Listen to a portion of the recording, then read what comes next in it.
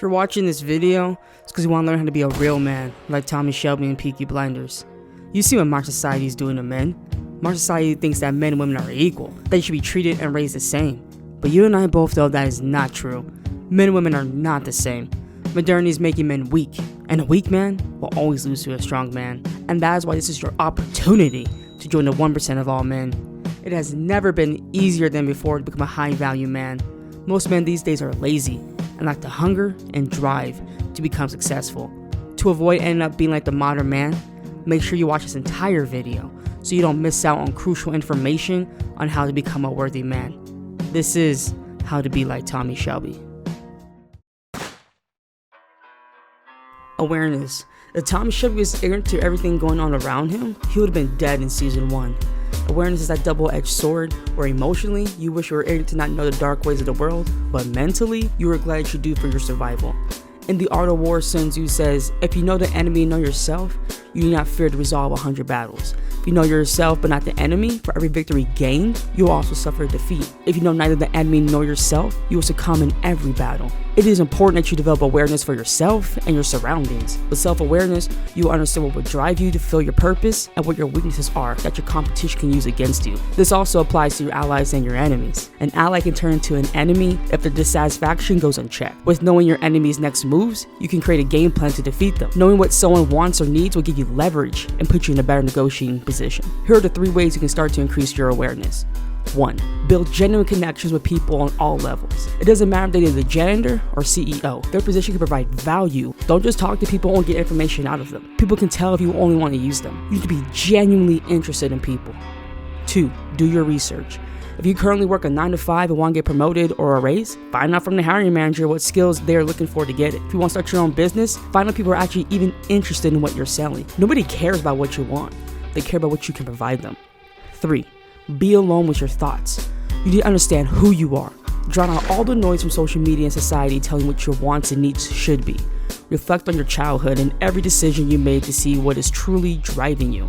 Remember, living in ignorance is not only dangerous, but you'll never get ahead in life because you'll never know where the opportunities lie. And if you want to learn to get ahead in life through Sigma male content, then subscribe to the channel.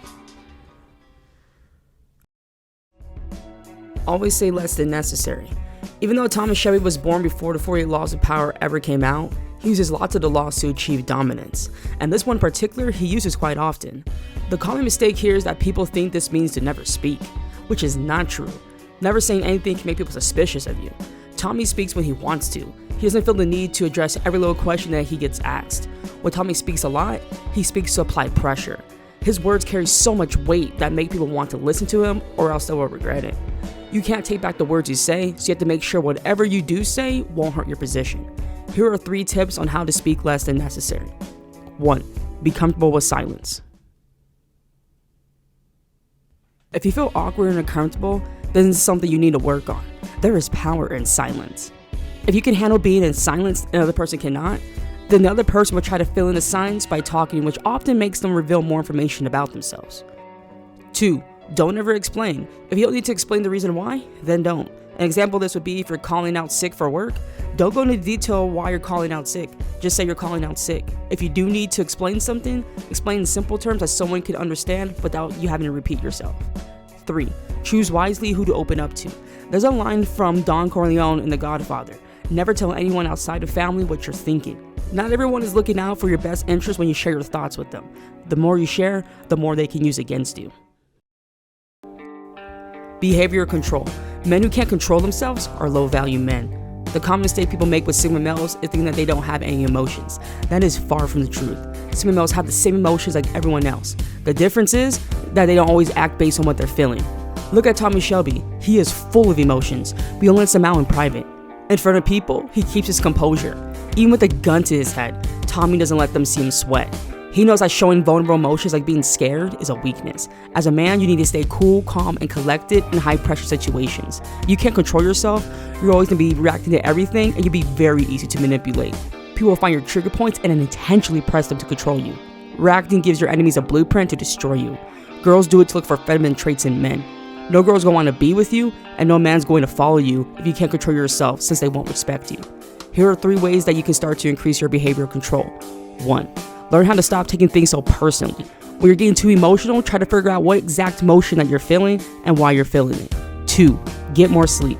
Staying up late binging on Netflix, The Hub, and video games is doing more than messing up your energy levels. Poor sleep increases your frustration, anger, and stress levels.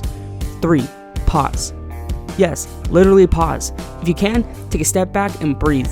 Think about the long-term consequences. Will acting emotionally sabotage you in the long term? Remember, you want to win the war, not the one battle.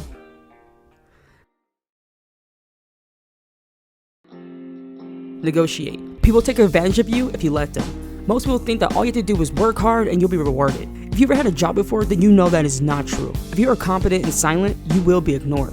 Lots of the time, it's the person who is just decent at their job, but asks for the promotions and raises that gets ahead. You have to learn how to take in this world. Tommy Shelby always understood the art of negotiation. Tommy understands everyone's position. He can always find a way to come out on top because he does his homework on them. Here are 3 tips to help you become a better negotiator. 1. Never negotiate from a weak position. There's a quote from season 1, episode 2, where Tommy tells Polly, "You don't parlay when you're on your back foot." If you try to negotiate from a weak position, you will suffer losses the majority of the time. Take some time to build up your position before entering a negotiation. 2. Position yourself to be on the same team as them. You want to make sure the benefits are known of working together, that it'll be a win-win situation. 3. Learn to say no. You need to have an alternative if someone is not willing to accept your terms. This is something that you really want to bluff on. It's like the TV shows where the last second the person changes their mind and agrees to your terms. You have to genuinely be willing to walk away. Body language. Your body language exposes how confident you really are. You can talk a big game all you want, but if your body language isn't matching, then people aren't going to believe you. Tommy Shelby signals that he is a high-value man just by the way he carries himself. Whether he's walking or sitting, you can tell that he's a powerful man. Nonverbals are one of the biggest ways we communicate with each other. You should trust someone's actions more than you trust their words. Here are 3 tips to help with body language. 1. Actually be confident. The issue with the fake it till you make it is that if one thing throws you off, then it'll be hard to keep up the facade. Even if you manage to keep it together, the micro expressions, such as between your eyebrows and your nose, will give you away. When you actually feel confident, your body will subconsciously reflect that. 2. Understand that not all nonverbal cues are universal. Tommy Shelby is well known for staring, but he's a very dangerous man in a dangerous business. Eye contact is important, but stare too long to the wrong person, and they can take that as a threat. 3. Play poker. Now, I do not want anyone to become a gambling addict or illegally play poker. With that being said, poker can be a fun way of observing other people's body language. I used to be a poker dealer back in the day, and I got better at nonverbal cues by watching the other players. I started to get good at who had the best hand, who was bluffing, and who was letting their frustration get the best of them. Overall, body language is an important concept to master. This has been How to Be Like Tommy Shelby Peaky Blinders analysis. On this channel, we stand up for masculinity and we don't let modern society dictate our lives. If you have enjoyed this video, I hope that you subscribe and like the video for more videos like this in the future. Let me know in the comments section what types of characters you'd like me to do an analysis on.